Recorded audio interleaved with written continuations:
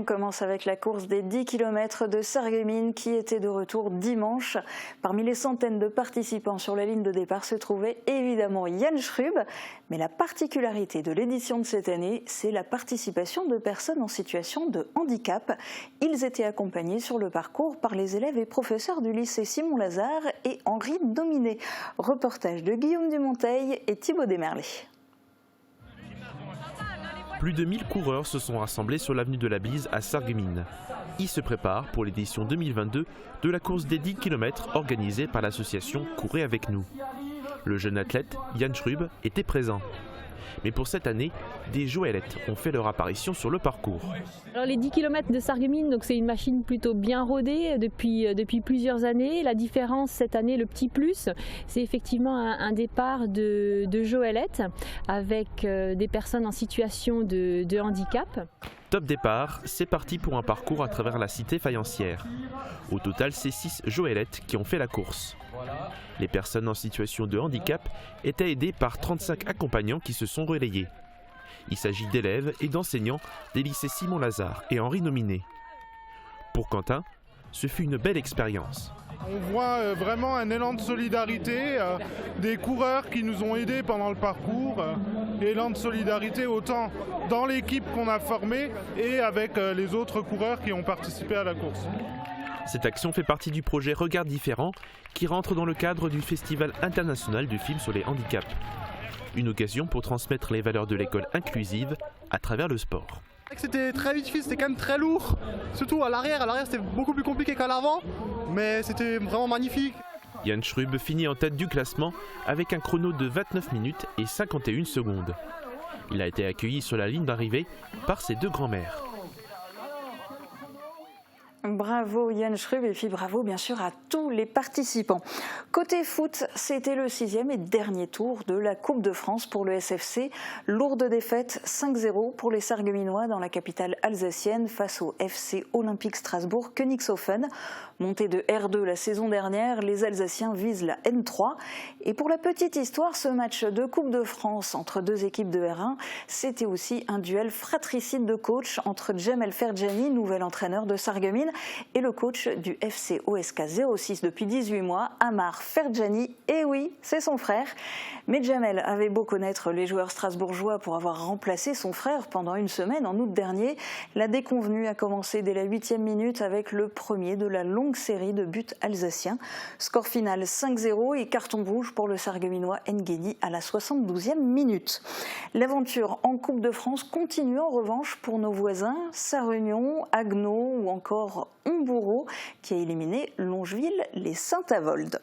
Le Sarreguemines Football Club va pouvoir se concentrer sur le championnat. Prochain match dimanche à 15h à Épinal. Et si vous ne faites pas le déplacement pour soutenir le SFC, eh bien vous pourrez suivre le match en direct sur Mosaïque Cristal. Pour les jeunes, c'est bientôt les vacances et l'occasion de faire du foot. Le SFC propose à nouveau le stage Jeune Continental du 31 octobre au 4 novembre. Au programme, beaucoup de foot, mais aussi une sensibilisation au cyberharcèlement, des sorties piscine et cinéma, ainsi qu'une chasse au trésor d'Halloween. Un dernier mot de foot pour évoquer la défaite de l'AES en championnat de Régional 2. Arène-Étain Schmidt-Villers s'est incliné 3-1 à Haguenau. À l'issue de cette 4e journée de championnat, l'AES est 9e de la poule F. Prochain match dimanche à 15h à domicile, l'AES recevra Drusenheim, avant-dernier du classement. Intéressons-nous à présent au basket et plus particulièrement au basket féminin. À Ambach, après 2 montées successives, les seniors féminines du BCH découvrent cette année le championnat pré-régional. Samedi soir, elles sont tombées sur un os, l'équipe d'Olzheim qui a battu Ambach 100 points à 55. Guillaume Dumonteil a assisté à la rencontre. Tout avait pourtant bien commencé. Les basketteuses de Ambach, en maillot noir, débutaient cette rencontre en trombe. Elles inscrivaient les 7 premiers points de la partie. Les joueuses de Olzheim n'allaient pas mettre longtemps à réagir, en enchaînant notamment les paniers en contre-attaque. Plus rapides et plus à droite, elles se détachaient rapidement et inexorablement. 23-11 pour les Alsaciennes à la fin du premier quart-temps, 53-22 à la mi-temps. Ce qui a pêché, c'est la défense, le mental surtout. On peut largement mieux faire que ça. Les deux équipes sont quasiment à égalité dans le troisième quart-temps. 24 points pour Holzheim sur cette période et 22 pour Ambach. Les Alsaciennes donneront un dernier coup d'accélérateur dans le quatrième quart-temps qu'elles gagneront 23 points à 11. Score final 55 pour Ambach et 100 pour Holzheim. Le physique nous a aussi fait défaut parce qu'elles jouent un jeu très très rapide et courent tout ensemble. Que nous on a juste 2-3 filles qui courent, les autres elles suivent un peu derrière. Donc il y a encore pas mal d'apprentissage à faire. Mais je suis confiant, il suffit de travailler. Cette défaite est la troisième pour Ambach en autant de rencontres. Les seniors féminines s'étaient inclinées sur des marges beaucoup plus petites lors de leurs deux premiers matchs.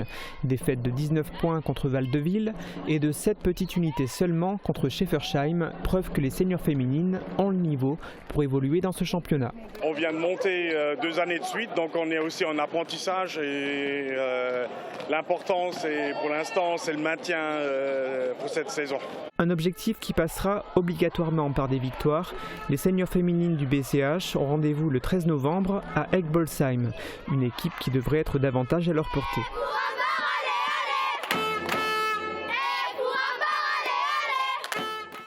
Les basketteuses de Ambach sont logiquement dernières de leur poule. Egbolsheim est 5e du tableau, mais avec une seule victoire et 3 défaites.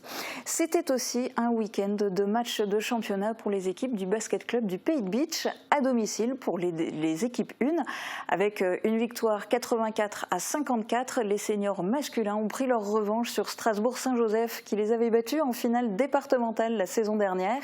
Après un premier quart-temps difficile, les Beachois ont haussé leur niveau de jeu pour l'emporter de 30 points. Ils sont actuellement 3e de leur poule au classement de D2 après 4 journées. Mais les féminines ont subi un nouveau revers face à Wissembourg. Après une rencontre équilibrée, elles s'inclinent sur le fil de 2 points. Leur compteur de victoire reste bloqué à 0 et elles occupent la dernière place du classement de leur poule D3 féminine. Première victoire en revanche pour les basketteurs sarregueminois. En déplacement à Montigny, les Loups Alpha ont d'abord été menés au score avant que leur meilleure défense et leur attaque plus rythmée leur permettent de reprendre l'avantage pour finalement s'imposer 57-70. Une victoire importante, voire essentielle pour lancer enfin cette saison 2022-2023 après 2 défaites rageantes pour le club. À l'issue de cette 3e journée de championnat de pré-régional, l'AS Sarreguemines Basket est en milieu de tableau, 4e de sa poule. On passe à l'équitation en ruban rose. Et oui, allier sport et prévention santé, c'est possible. Le club Sarreguemines Jump l'a démontré ce week-end lors d'un concours de saut d'obstacles. C'est un reportage signé Morane Grandcola et Guillaume Dumonteil. La lutte contre le cancer du sein, ça concerne tout le monde. Pour l'occasion, le club Sarreguemines Jump s'est paré de rose lors d'un concours de saut d'obstacles ce week-end pour la 2e année consécutive. Et nous l'avons mis sous les couleurs d'Octobre Rose pour sensibiliser les cavalières, puisqu'en fait sur les cavaliers français, il y a environ 90% qui sont des cavalières, donc qui seront peut-être confrontés un jour à ce problème du cancer du sein. Au total, 60 cavaliers et cavalières du club, mais aussi des environs, sont venus marquer des points lors de ce concours. Des points qui compteront dans la balance pour participer au futur championnat de France. Coût de la participation, 15 €, dont une partie qui sera reversée à la cause. Alors avec la ville, en fait, on a fait un partenariat et on a demandé à nos cavalières de mettre du rose. On a décoré l'écurie en rose et chaque engagement officiel, en fait, il y aura 1 € de reversé pour la Ligue contre le cancer. On a également fait des petits symboles pour le cancer du sein qu'on met à la vente, 1 € et puis une petite cagnotte pour les gens qui veulent participer à cette journée. D'ordinaire, les cavaliers et cavalières doivent respecter une tenue réglementaire pour chaque concours officiel. Exceptionnellement, ils ont eu le droit d'arborer fièrement le petit ruban rose, symbole de la lutte contre le cancer du sein. En lutte maintenant, les championnats du monde U23 commencent aujourd'hui en Espagne. 3 Sarregueminois font partie de l'équipe de France pour cette dernière échéance mondiale de l'année. Yanis Nifri est engagé en lutte gréco-romaine 72 kg, Kamzat Arzmerzouef en lutte libre 65 kg et Marwan Yeza toujours en lutte libre mais dans la catégorie 70 kg. Pour les voir lutter à domicile, il faudra attendre la première journée du championnat de France par équipe. Ce sera le 29 octobre. La Solute accueillera l'équipe de Mézières-les-Messes au gymnase Jean Jaurès. Autre annonce d'événements sportifs, du tennis. Ce week-end, c'est le retour des internationaux de Sarreguemines. Le tournoi, anciennement appelé Futur, signe sa 27e édition. Et oui, ça a commencé en 1996. Première étape dimanche avec les qualifications qui se poursuivront jusqu'à lundi. Au programme, une semaine intense de compétition. La finale aura lieu dimanche 30 octobre. Nouveauté cette année, en ouverture du tournoi, un défilé de mode est prévu ce samedi soir à 19h dans les locaux du club en présence de Lisa Dan. Côté compétition, le niveau est relevé. La tête de série est Michael Gertz, le tennisman belge, 266e au classement mondial et qui vient tout juste d'affronter Richard Gasquet en Coupe Davis. Il est suivi de l'Allemand Louis Wessels, 276e mondial. Il y aura également le tenant du titre, l'Alsacien Dan Haddad, 306e mondial. Parmi les Français, on retrouvera Antoine Hoang, ancien 98e mondial, et Mathias Bourg qui était 140e mondial. Enfin, on pourra aussi compter sur la présence d'Hugo Schott, invité par le club sarregueminois. Le tableau, qui regroupe 64 participants, est particulièrement relevé cette année. Il s'agit d'ailleurs du deuxième plus grand tournoi de tennis masculin de Moselle, après le Moselle Open. Mais l'ASS Tennis est en deuil. Son ancien président Armand Wright est décédé ce week-end. Après une douzaine d'années à la tête du club, il avait cédé le flambeau en 2018 au président actuel, Nicolas Schwartz. Nos condoléances à sa famille et à ses proches. Un hommage particulier lui sera sans doute rendu à l'occasion des internationaux de Sarreguemines. Direction maintenant le tatami pour la suite de l'émission. David n'est pas là aujourd'hui, mais il n'a pas séché l'entraînement et cette semaine, il nous fait découvrir le judo.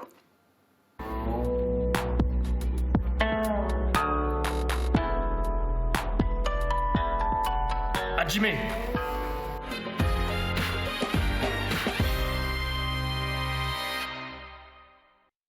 Et je suis avec Yann, le président du judo club Sarralbe. Yann, est-ce que tu peux me présenter en quelques mots la structure? Alors la structure, c'est très simple. C'est un club qui a été créé dans les années 60-70 et qui depuis continue à vivre. Il y a eu des hauts, il y a eu des bas. Une partie un peu compétition, une partie autre. Essentiellement pour les jeunes judokas. Donc on a un gros potentiel sur on va dire les 4-14 ans. Et un peu plus léger au niveau ado et après chez les adultes. Vous êtes combien? En moyenne, d'une année sur l'autre, on varie entre, je dirais, 90 et 150. Et aujourd'hui, vous faites encore de la compétition? Alors, plus trop de compétition, on a quelques jeunes qui s'essayent, mais c'est essentiellement un club de loisirs. La majorité, voire les 80% des pratiquants adultes sont là pour le loisir. Et donc on fait plusieurs techniques et plusieurs disciplines, mais toujours dans l'esprit justement de remise en forme et de plaisir à pratiquer. Ici nous sommes au dojo du complexe culturel et sportif François Mitterrand de Sarralbe. Il n'y a pas que le judo club, il y a aussi un club de karaté ici. C'est quoi la différence entre judo et karaté? Alors le karaté, c'est essentiellement des coups de pied et des coups de poing, et une attaque et une défense. Le judo va avoir pas du tout cet aspect coup de pied, coup de poing, mais va plutôt être un aspect de contact et d'accompagnement du partenaire et de mise en sécurité. Merci Yann. Avant d'attaquer le judo, petite séance d'échauffement avec du taïso. C'est parti.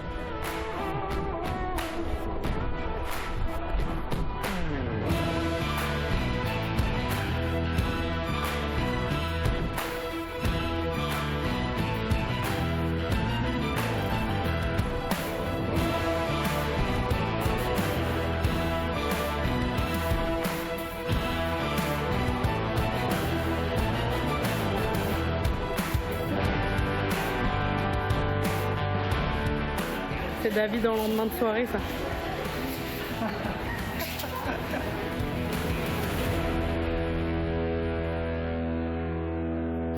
Alors avant tout, on apprend à chuter parce qu'au judo, il y a des chutes.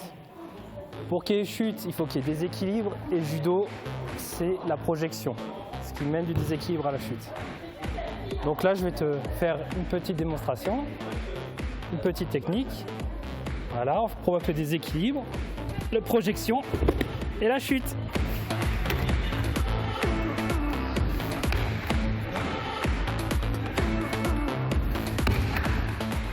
Bon, le bruit fait assez peur. Quand on tombe, on a peur de se faire mal, mais au final, ça se passe très bien. En plus, Benoît, il gère le truc, pas de souci.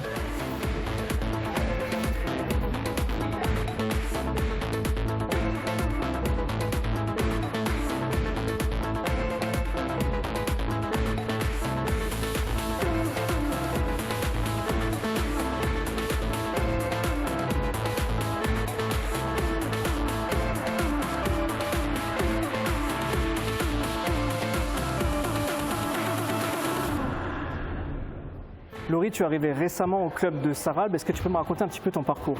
En fait, j'ai commencé à jouer dans le club de Agde, donc quand j'étais au collège-lycée. Et c'est du coup en terminale que j'ai obtenu mon grade de ceinture bleue.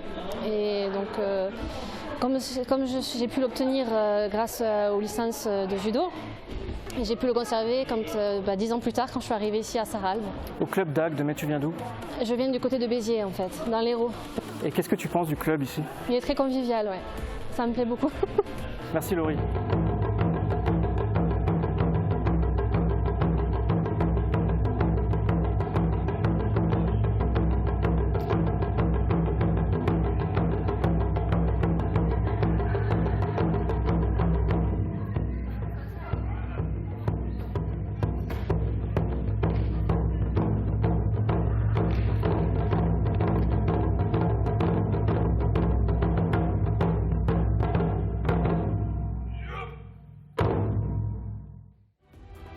Bon, maintenant que j'ai appris quelques bases, je vais essayer de passer ma ceinture jaune.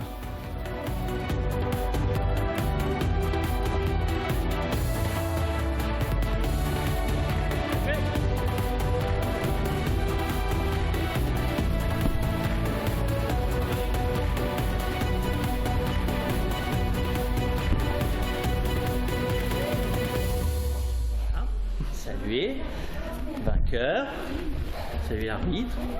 Ok, très bien. Yann, est-ce que j'ai obtenu ma ceinture jaune? Bah écoute, c'était très bien ton combat là, mais je trouve ça encore un peu léger. Donc franchement, si tu veux la jaune, je pense qu'il va falloir que tu reviennes.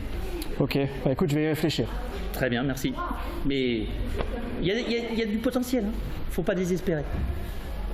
Et voilà une très belle expérience ce soir au Judo Club de Sarralbe. Le judo, c'est un sport de combat, mais pas seulement, c'est aussi un art martial avec un code d'honneur. Si ça vous intéresse, rendez-vous les mardis et vendredis au complexe François Mitterrand. Ici, il y a aussi du jiu-jitsu où on rajoute du combat pied-point et du combat au sol. Merci encore de nous avoir suivis et je vous dis à la semaine prochaine.